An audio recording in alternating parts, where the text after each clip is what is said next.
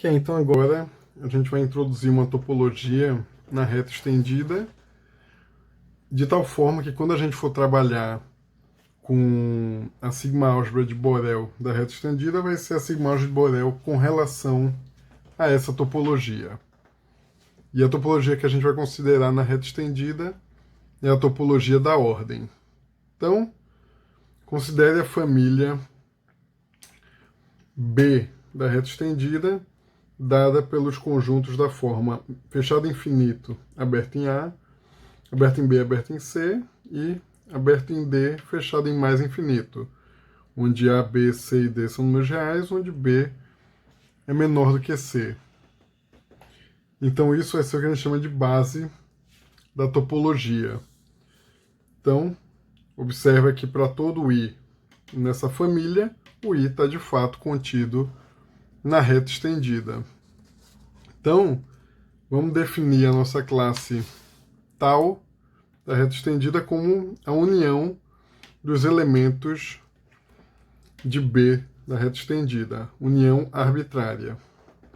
Então, exercício, mostrar que isso aqui de fato é uma topologia na reta estendida e que essa topologia contém a topologia usual da reta, ok?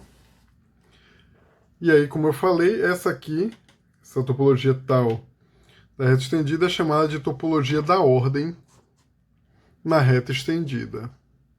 Então, vamos lá, vamos então agora mostrar aqui duas definições e dois exercíciozinhos bem simples para mostrar por que a topologia da ordem é boa na reta estendida, ou seja, por que foi uma boa escolha. Então vamos lá, vamos começar primeiro com a definição.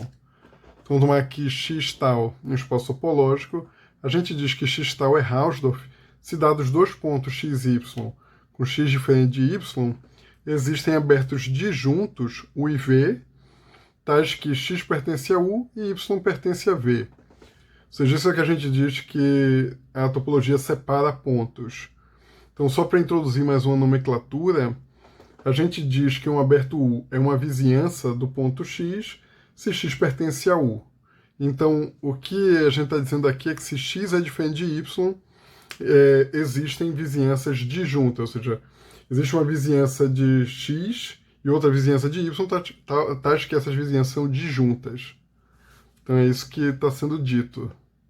Então, um exercício, mostrar que a reta estendida com a topologia da ordem é Hausdorff. Ok? Então, vamos lá, mais uma definição. Vamos tomar x tá um espaço topológico.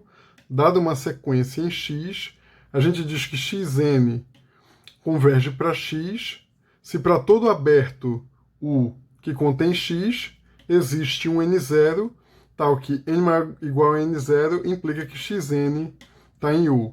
Ou seja, dada uma vizinhança de x qualquer, existe um n0, tal que n maior ou igual a n0 implica que xn pertence a essa vizinhança de x. Então, combinando esse exercício com a definição anterior de espaço de Hausdorff, um exercício simples para quem quiser fazer é mostrar que o limite da sequência é único, se o espaço é de Hausdorff. Então isso já é uma propriedade muito boa do espaço topológico. E aqui o outro exercício, para mostrar que essa topologia da ordem foi uma boa escolha para a reta estendida, é o seguinte: vamos considerar xn uma sequência de números reais e vamos tomar A um número da reta estendida, ou seja, que pode ser um número real ou mais ou menos infinito. Então, mostrar que xn converge para A no sentido da análise na reta, se e somente se o xn converge para A na topologia da ordem na reta estendida. Então é só mostrar que aquelas definições que a gente vê em análise na reta de convergir para mais infinito, ou convergir, bem, entre aspas, né, tender a mais infinito ou tender a menos infinito, são equivalentes a convergir para mais infinito ou para menos infinito, considerando essa topologia, ok? Então a gente mostrou que a sigma-álgebra de Borel do Rn ela é gerada pelos retângulos limitados, ou seja, a gente consegue obtê-la com uma sigma-álgebra gerada pelo semianel dos retângulos limitados. Então, se a gente considera o caso n igual a 1, a gente está dizendo que a sigma álgebra de Borel da reta é gerada pelos intervalos limitados. E aí, um análogo para isso com relação à sigma álgebra de Borel da reta estendida é o seguinte exercício, que também é bem simples. É aqui, mostrar que sigma álgebra de Borel da reta estendida é gerada por aqueles abertos da base, né, que são o intervalo fechado em menos infinito aberto em A, aí o aberto em A é aberto em B, aberto em C, e depois o aberto em D fechado em mais infinito. Então, no fundo, o que é que você tem que fazer? Se a gente tem lá que a topologia é a união arbitrária desses elementos, é só mostrar que, na realidade, essa união, no fim das contas, não precisa ser arbitrária. Você consegue gerar qualquer aberto com união enumerável. Fazendo isso, aí já mostra que está na sigma álgebra e tudo fecha. Então, o exercício é basicamente, digamos assim, se livrar da união arbitrária e trocar por união enumerável. Ok? E aí, uma vez com isso em mãos, fica muito fácil mostrar a segunda parte do exercício. Quer dizer que isso aqui que essa sigma álgebra é gerada pelos intervalos da forma aberta em A, fechada em mais infinito. Por que é fácil? Porque, dado que a gente já sabe que a sigma álgebra de Borel da reta estendida é gerada por aqueles intervalos básicos, agora a única coisa que a gente tem que fazer é mostrar que aqueles intervalos básicos podem ser obtidos por meio desses intervalos fazendo operações de conjuntos, ou seja, interseção, união, etc. E isso é fácil ver, é bem direto, ok? Então, vamos agora mudar de tema e voltar para classes de conjuntos. Então, sistemas π e sistemas lambda. Então, vamos lá. Esse sistemas π e sistema lambda, o nosso objetivo aqui é provar o teorema π-lambda de Dynkin, que é um teorema que tem muitas aplicações legais.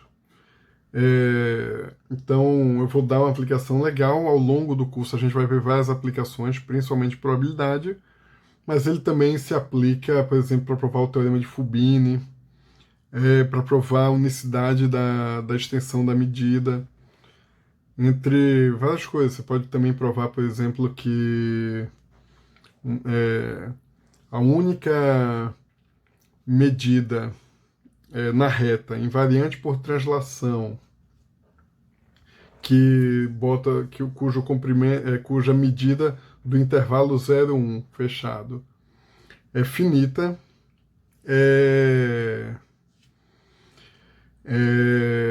um múltiplo da medida de comprimento, ou seja, da medida de Lebesgue. Então, basicamente, a menos de um múltiplo, a única medida invariante por translação na reta, cuja medida do intervalo 0, 1 é finita, é a medida de Lebesgue. Então, isso daí é um caso super particular da unicidade da medida de Ra, né? Se alguém tiver ouvido falar, é um teorema bem interessante esse, da medida de Ra. Então, isso é um caso bem particular disso, mas dá para usar, e para esse caso, dá para fazer lindamente com o teorema π-lambda de Dynkin. Então, vou botar até como exercício também para vocês, e dando algumas ideias, né, de como vocês fazerem, ok? Então, vamos lá. O que é um sistema π? Então, vamos tomar aqui um conjunto ômega. Então, C é uma família de subconjuntos de ômega. Ele é dito um sistema π se, quando dois elementos estão em C, né, dos conjuntos A e B estão em C, a interseção também está em C. Então, você vê que é um sistema super simples, né? Ou seja, você pede praticamente nada, né? Então, isso é um sistema π. Então, o sistema π é uma família que é estável por interseções finitas. E aí o exemplo, todo semianel é um sistema π. Então, agora vamos ver o que é um sistema lambda, né? Que também é conhecido como sistema Dynkin. Então, uma família L de subconjuntos de ômega é dita um sistema lambda, ou um sistema Dynkin, se o ômega está lá, se o A está, o complementar de A também está, e se você tem uma coleção enumerável disjunta de elementos lá, então a união disjunta está. você vê que isso é quase uma sigma-álgebra. A única diferença é que na sigma-álgebra isso aqui pode ser podem ser conjuntos quaisquer, e você pede que a união esteja. E aqui está pedindo conjuntos disjuntos. Então, se não fosse por essa condição de ser disjunto, seria uma sigma-álgebra, né? Basicamente isso. Então, relacionado a um sistema lambda, tem uma definição equivalente que é chamada de classe monótona de conjuntos. Então, vamos lá. Então, vamos tomar M, uma família de subconjuntos de um certo ômega. A gente diz que M é uma classe monótona de subconjuntos de ômega se, primeiro, o ômega está lá em M. Segundo, se dois conjuntos estão em M com A contido em B, então B menos A também está em M. E aí, 3, se você tem uma coleção de conjuntos em M, e essa coleção N cresce para A, então A também está em M. Então, como eu falei, o sistema lambda é equivalente à classe monótona, então vamos botar exatamente essa proposição. L é um sistema lambda se somente se é uma classe monótona. Vamos provar então essa proposição. Então, vamos começar supondo que L é um sistema lambda. Então, suponha que L é um sistema lambda. Então, ok, na primeira condição a gente não tem que checar. Ômega já está lá porque é uma condição comum tanto para sistema lambda quanto para classe monótona. Então a gente só tem que mostrar as outras duas condições.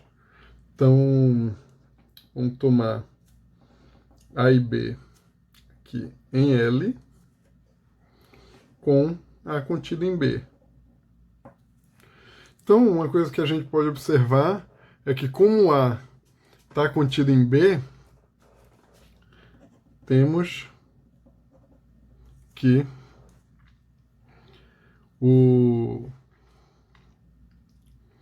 B complementar intersectado com A é vazio, ou seja, o A não tem nenhum elemento de B complementar, pois ele está contido em B. Daí, a gente tem que B menos A é B intersectado com A complementar, que é o complementar de B complementar unido com A complementar. Só que o que foi que a gente mostrou aqui em cima? A gente mostrou que B complementar e A são disjuntos. Então isso aqui, na realidade, é uma união disjunta. Então, como é uma união disjunta, está no sistema lambda. Então, como B está em L, isso implica que o complementar está em L, e como o A também está em L, temos que o B complementar mais A também pertence a L. E aí, finalmente, isso implica que o B complementar mais A complementar pertence a L, que é B menos A. Então, isso prova a segunda condição. Então, isso prova a segunda condição.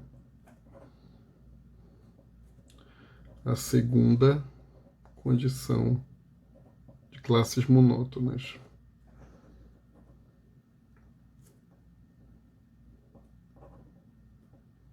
Então, vamos agora provar a terceira condição. Então, tome A1, A2, etc., em L, tais que a N cresce para um conjunto A, elemento aqui do conjunto das partes de ômega. Ok? Então, a gente quer mostrar que A está em L.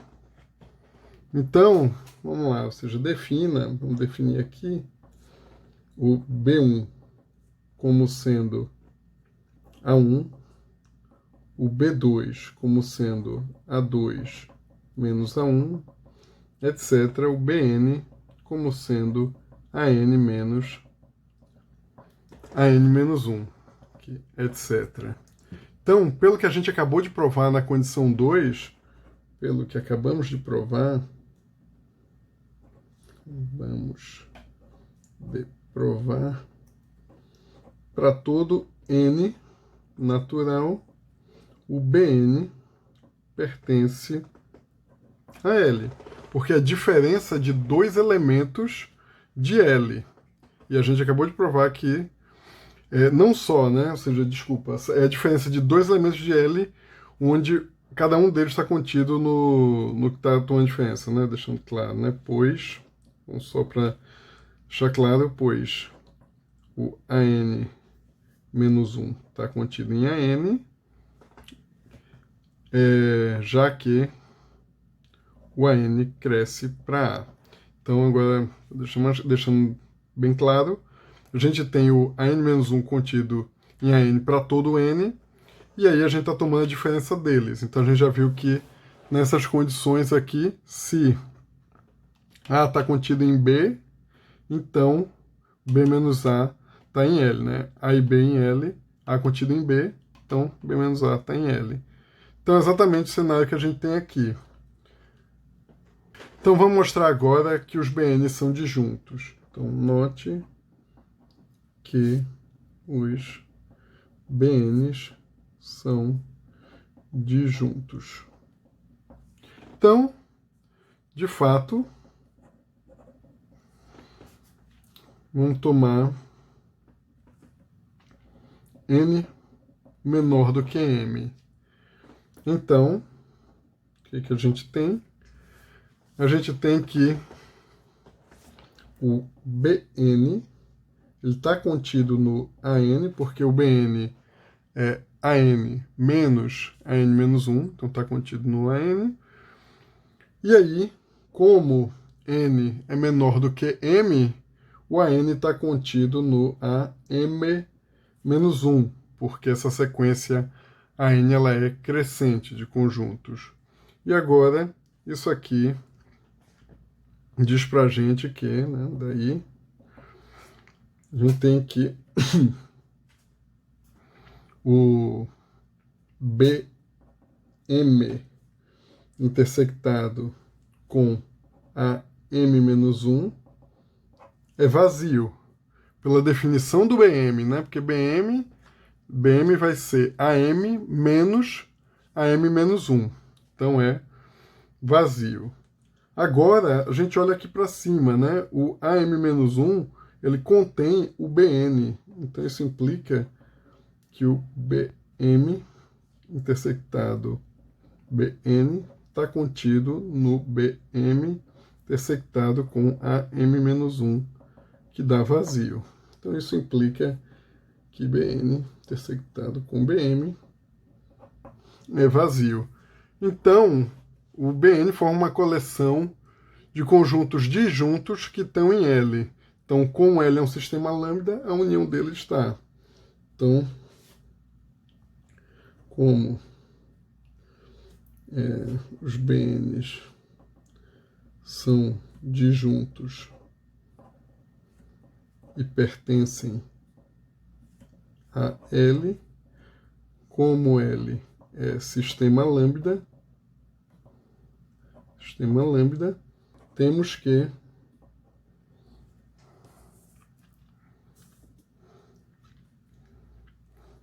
que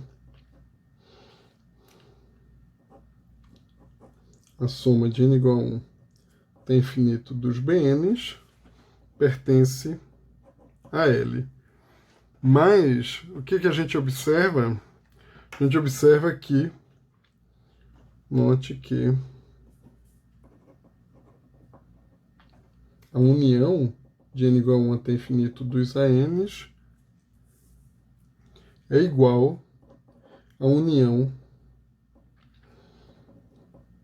dos BNs, pois a soma de K igual a 1 até N do BK é igual a N, ok? Então, isso aqui é justamente por definição o conjunto A, né? Então, vou botar aqui A Então, A é a união dos ANs, porque os ANs crescem para A, que é a soma de BN, então, daí temos que A pertence a L. Ok? Então, isso mostra que L é classe monótona. Portanto, L é classe monótona. Então, reciprocamente, vamos supor que L é uma classe monótona. Então, reciprocamente, suponha que L é classe monótona. Ok?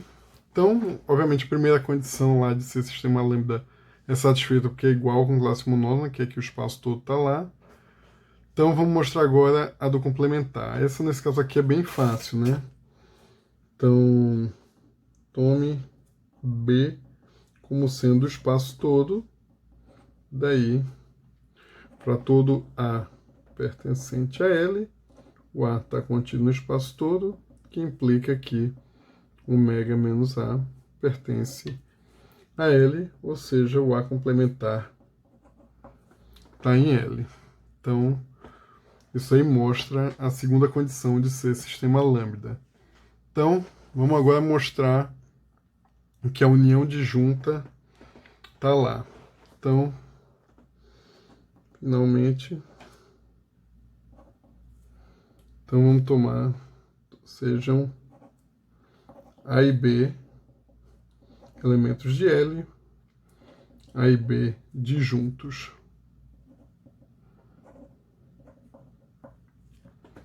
Então, se eles são disjuntos, temos que o A está contido no complementar de B, que é rigorosamente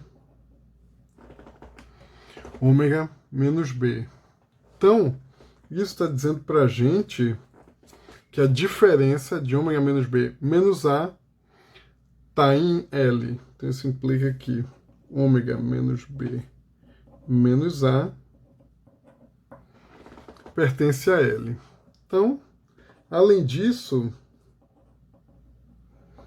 a gente tem que A união B é A complementar, interseção B complementar, complementar. Isso aqui a gente consegue escrever como B complementar menos A, né? O B complementar, interseção A complementar, é B complementar menos A. Tudo isso aqui complementar. Quando é B complementar menos A, é ômega B. Desculpa, ômega menos B, é tudo isso aqui menos A, né? Então isso aqui vai ser ômega menos B, aqui menos A. Complementar. E aí, no fim das contas, isso aqui é ômega menos B menos A. O ômega menos B, então isso aqui menos A, a gente já viu que está em L aqui em cima. Então, e esse cara aqui, obviamente, está contido em ômega. E também está em L. Então, esse cara aqui todo está em L. Pois ômega está em L. E esse cara aqui, ômega menos B menos A, está em L. Então, isso implica que a união de dois caras disjuntos está em L. Então, por indução, a gente ganha que a união finita de conjuntos disjuntos está em L. Então, por indução, temos que se A1 até a N são disjuntos, um AK pertencente a L, K indo de 1 até N, temos que a união disjunta de K igual a 1 até N do AK pertence a L. Então, agora, defina Bn como sendo a soma de K igual a 1 até N do AK. Então, a gente vai ter que Bn é uma sequência crescente de conjuntos com Bn sendo elemento de L. Então, a gente tem que o Bn vai crescer para a união até infinito dos AKs. Então, como L é classe monótona,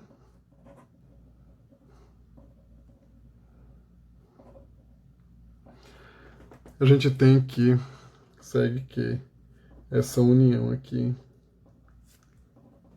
pertence a L, porque a gente conseguiu uma sequência de elementos em L crescente que cresce para essa união disjunta. Então, isso prova que L é sistema lambda. Então, isso prova a equivalência. Então, vamos agora começar a relacionar sistemas π e sistemas lambda com sigmas álgebras. Então, a gente tem essa proposição aqui para começar. Então, a gente tem que uma família F de subconjuntos de ômega é uma sigma álgebra se e somente se F é, ao mesmo tempo, um sistema π e um sistema lambda. Então, vamos provar. Ok? Então, se F é sigma álgebra, F é claramente um sistema π e um sistema lambda. F é claramente um sistema π e um sistema lambda. Então, vamos fazer a volta. Vamos supor agora que a gente tem uma família F, que é sistema π e sistema lambda. Então, reciprocamente,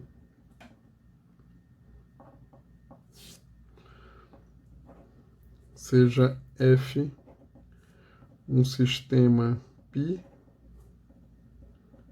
e lambda ao mesmo tempo.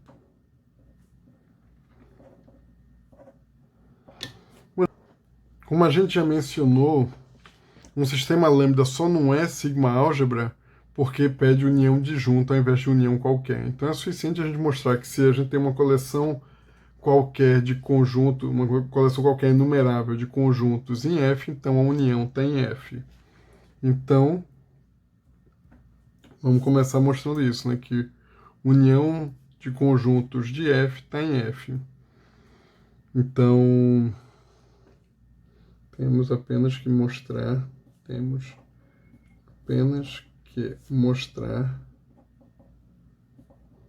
que se A1, A2, etc.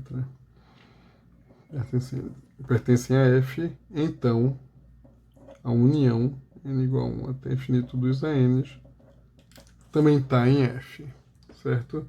Então vamos começar mostrando que a união finita de elementos de F está em F. Então, sejam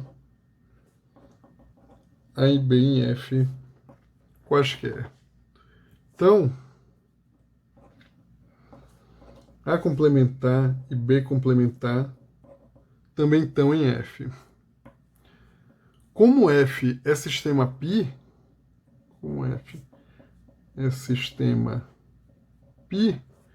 o A complementar interseção B complementar está em F. E como é sistema lambda, o complementar disso está em F.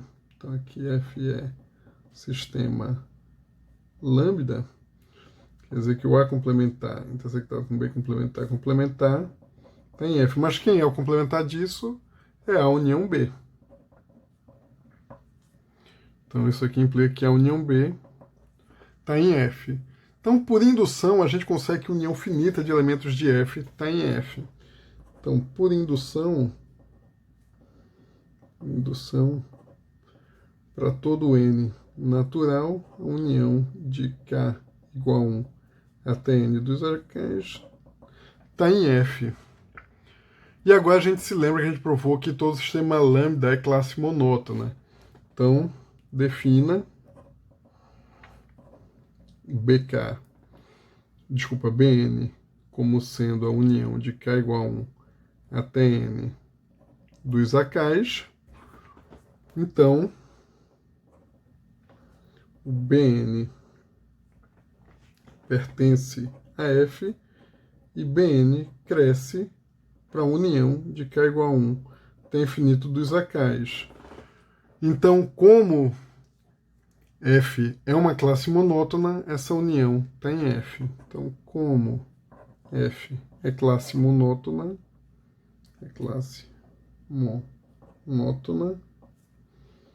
essa união, que é igual a 1 até infinito de AK, pertence a F.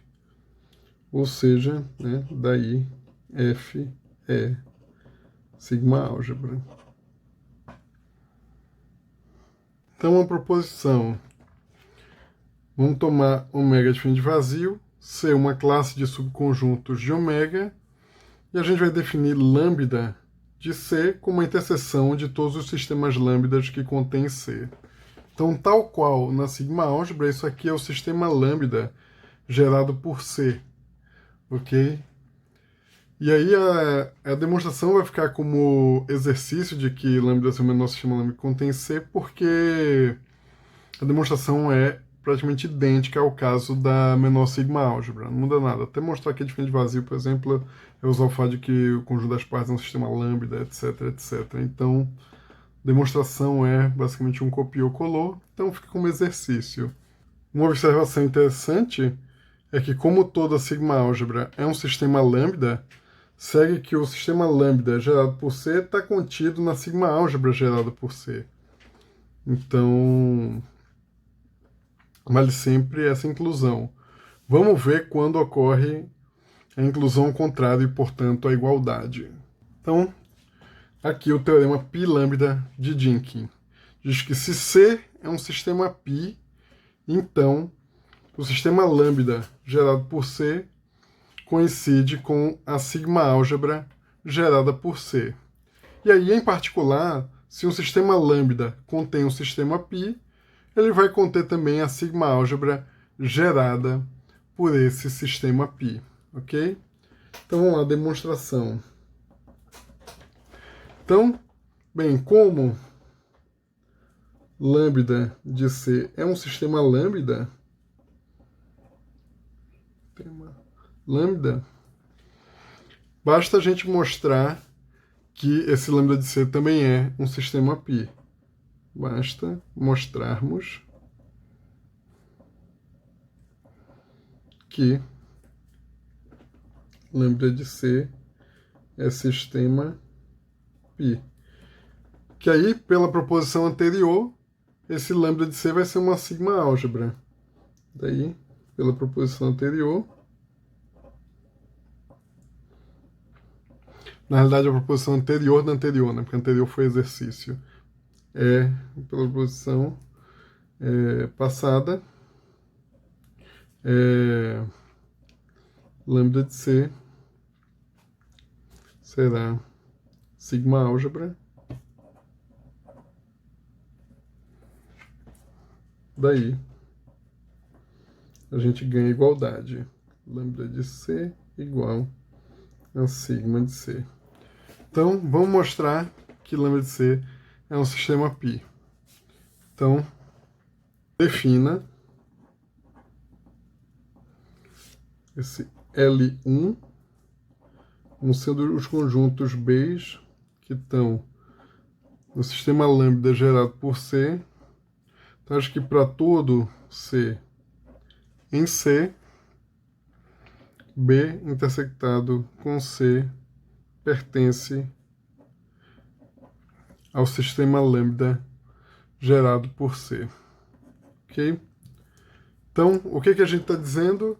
A gente está dizendo que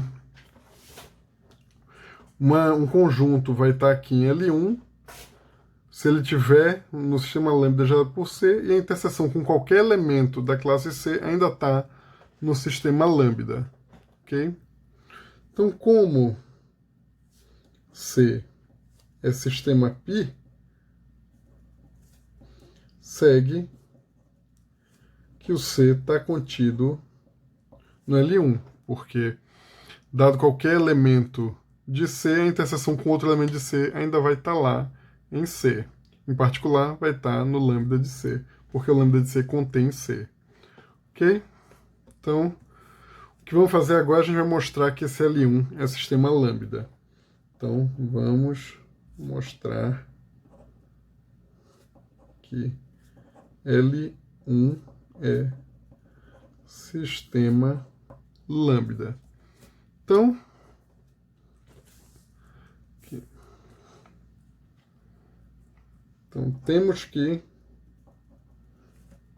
ômega pertence a L1, pois C pertencer a C implica que o C pertence a lambda de C, porque essa classe C está contida no sistema lambda gerado por C. Ok? Então isso aí já mostra a primeira condição de sistema lambda. Então, vamos mostrar na realidade que é uma classe monótona. Então, na realidade, vamos mostrar que o sistema lambda é, na realidade, classe monótona. Certo? Então, vamos tomar aqui B1 e B2 em L1 com B1 contido em B2. Então, para todo C em C, a gente tem que B2 menos B1 intersectado com C, porque é rigorosamente a condição aqui, ó, que a gente quer para L1, é ver que se eu intersectar com C ainda está no sistema lambda. Isso aqui é... Então, eu estou querendo... Os elementos estão em B2, mas não estão em B1 e estão em C. Então, isso aqui é a mesma coisa que os elementos estão em B2 e estão em C, menos os que estão em B1 e estão em C. Certo? Como B1, B2 estão em L1, segue que B2 interseção C e B1 interseção C pertencem a lambda de C pela definição do L1, ok? Além disso, como B1 está contido em B2, temos que B1 interseção C está contido em B2 interseção C. Então, como lambda de C é classe monótona,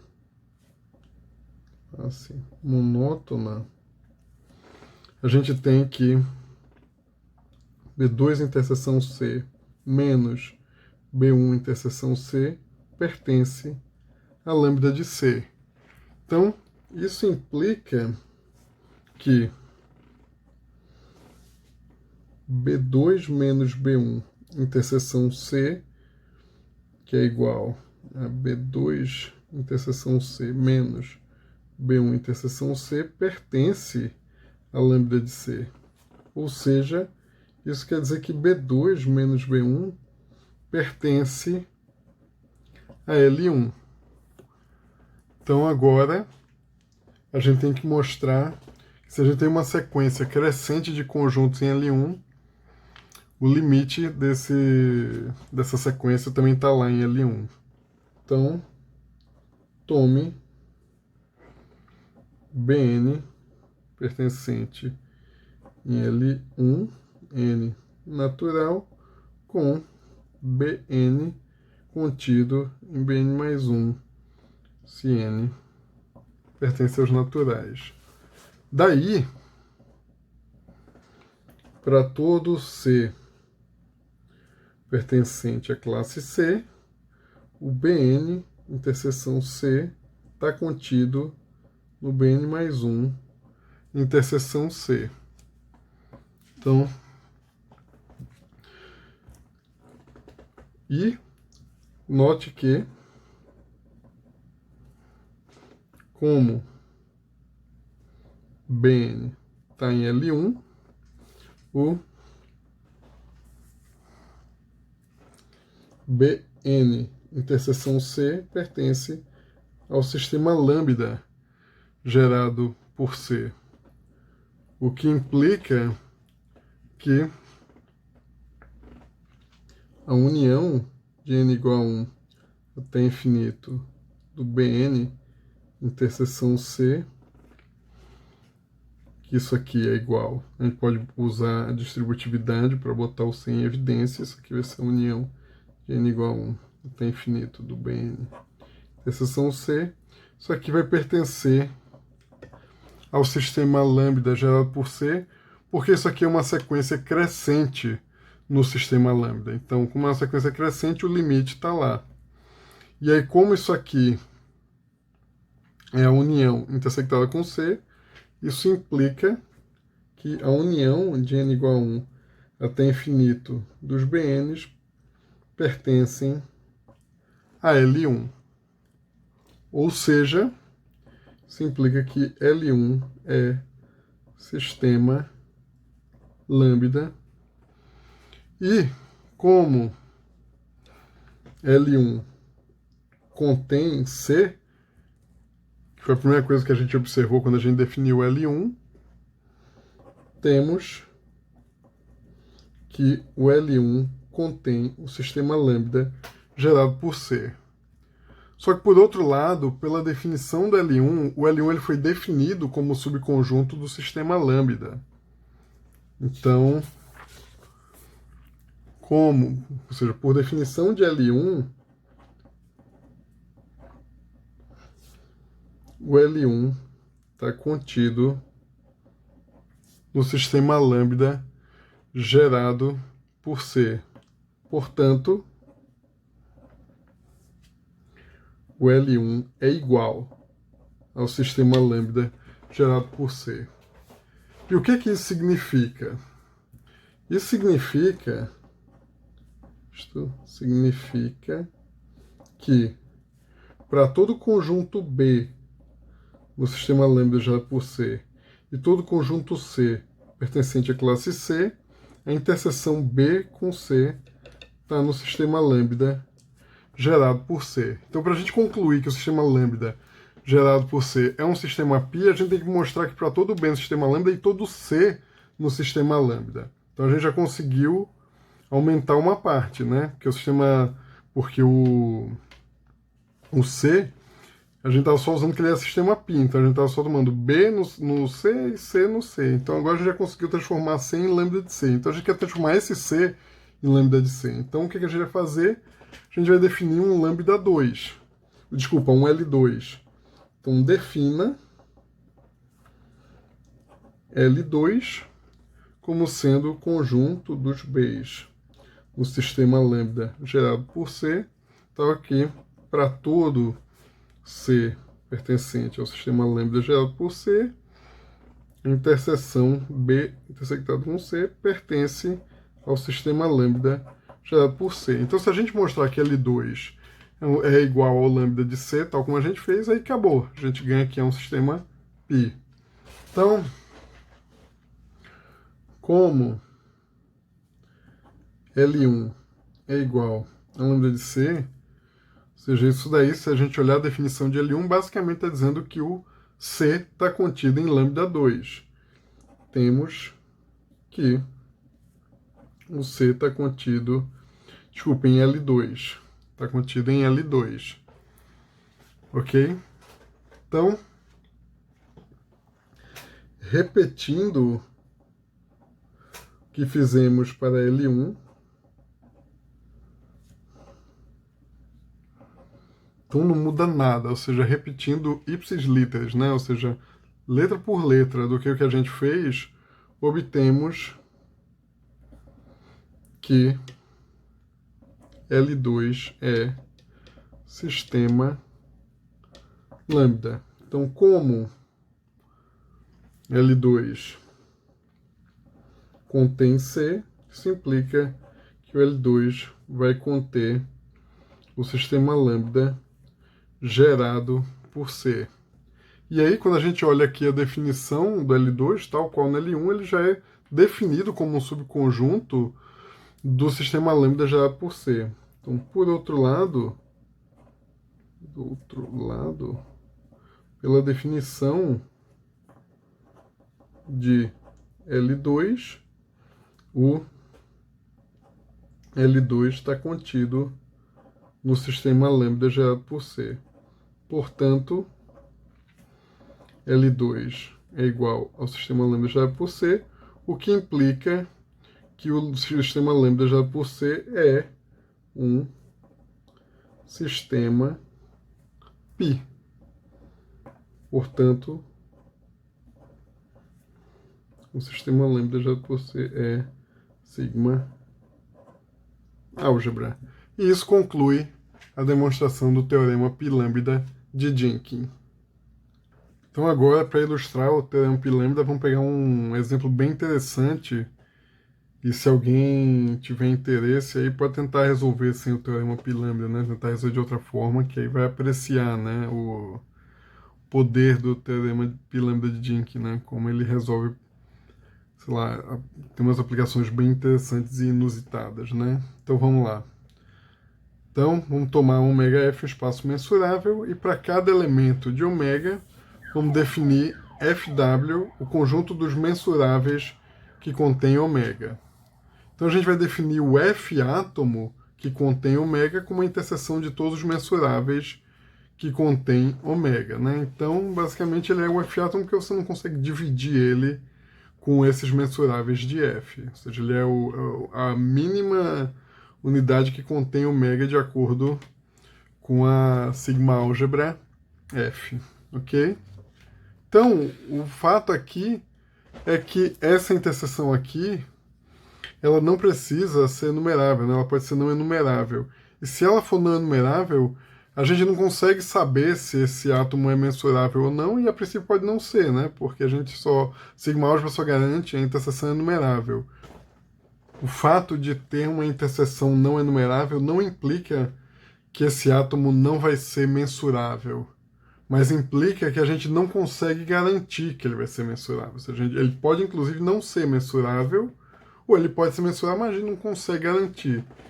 E como é que a gente faz para tentar garantir, né? Para dar um critério que garanta que os átomos são mensuráveis, ou seja, dar uma condição, olha, se isso acontece, os átomos são mensuráveis. Porque o problema todo é que, com relação a sigma álgebra, é um problema sério, né? Porque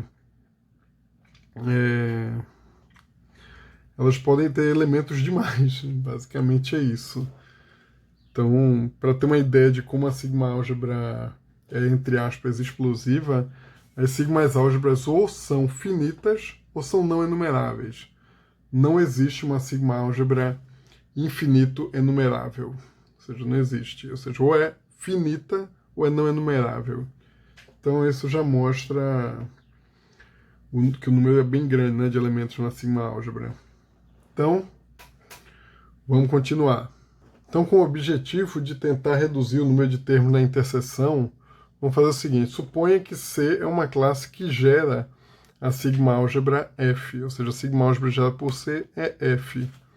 Para cada ômega, vamos definir esse C de ômega como o conjunto dos elementos de C que contém o ponto ômega. Então, proposição: se C é uma álgebra, então o átomo de ômega é a interseção dos elementos de C que contém ômega. Então a gente reduz aí bastante o número de termos na interseção. Então, em particular, se C é enumerável, o átomo é necessariamente mensurável, né? Todo átomo é mensurável. Então vamos provar isso. Então, vamos fixar um ômegazinho em ômega e vamos definir o B de ômega como sendo o átomo de C, né? Ou seja, os elementos de C que contém ômega, e aí a gente vai tomar a interseção de todos eles. Então é o átomo de ômega com relação a C, né? O C átomo. Então queremos mostrar que A de ômega é igual a B de ômega. Então vamos começar notando que o conjunto B de ômega é indivisível pelos conjuntos que estão na classe C. Então, comece notando que para todo C nessa classe C, temos que ser intersectado com esse átomo BW, ou é vazio, ou é o próprio B de ômega, né, BW aqui. Ou seja, ele não consegue cortar, digamos assim, o B de ômega. Ou é vazio, ou na pior das hipóteses, vem o B de ômega inteiro. Então, isso daí é bem direto da definição, B de ômega, mas vamos mostrar porque, inclusive, aqui a gente vai usar o fato de que C é uma álgebra, né? Então, tome o C nessa classe. Se o ômega está em C, então, pela definição de B de ômega, temos que o B de ômega está contido em C, o que implica que B de ômega intersectado com C é o próprio B de ômega. Então vamos supor agora que o ômega não está em C. Então, se ômega não está em C, então o ômega está em C complementar. Como C é álgebra, o C complementar pertence ao C de W. Okay? Daí, o B de ômega está contido em C complementar, o que implica que B de ômega intersectado com C dá o conjunto vazio. Então, com isso a gente pode definir a seguinte classe. Então, portanto, definir a classe aqui L ômega, que são a classe dos conjuntos mensuráveis que não conseguem dividir o BW, o B de ômega. Então, nosso objetivo é mostrar que nenhum conjunto mensurável consegue dividir B de ômega. E aí acabou, né? Então, essa aqui é a ideia. Então, aqui, os conjuntos, tá? Acho que a interseção com B de ômega ou dá vazio ou dá o próprio B de ômega. Então, pelo que mostramos,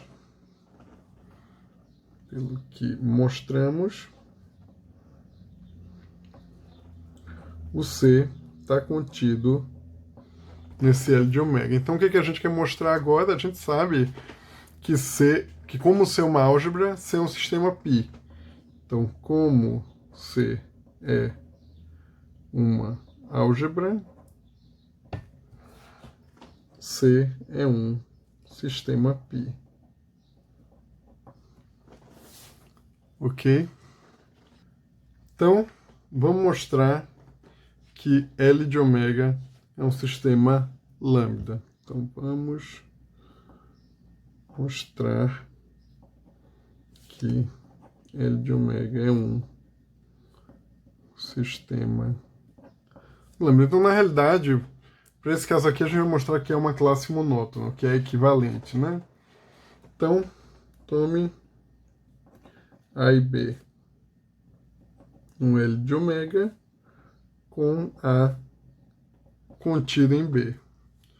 Então, como estão em L de ômega, a gente tem que A interseção B de ômega ou é vazio ou é o próprio B de ômega, e B intersectado com B de ômega ou é vazio, ou é o próprio B de ômega. Então, daí, a gente tem que B menos A intersectado com B de ômega vai ser B intersectado com B de ômega menos A intersectado com B de ômega, né? Então, esse cara aqui ou é vazio ou é B de ômega. Esse cara aqui, bem, se o B intersectado com B de ômega for vazio, esse aqui tem que ser vazio, porque o A está contido em B. Então isso aqui daria vazio. Aí a gente pode ter o B intersectado com B de ômega dando B de ômega, esse aqui dando vazio, então o resultado daria B de ômega, ou esse aqui dando B de ômega, que o resultado dá vazio. Então, em qualquer caso, isso aqui ou dá vazio ou dá B de ômega. Então, isso implica que B menos A está em LW. Então, só falta a gente verificar a condição lá de classe monótona para concluir que esse L de ômega contém o sistema, a sigma álgebra gerada pelo sistema π, ou seja, vai dar o F todo, né? Então vamos lá. Então, se a n está contido em n mais 1 e a n cresce para A com a n pertencente a f de ômega, aqui, bem, e o A pertencente a f, o que a gente quer mostrar é que o A pertence ao f de ômega. Então, temos que, para todo n, o AN intersectado com B de ômega pertence a vazio ou B de ômega. Então, assim,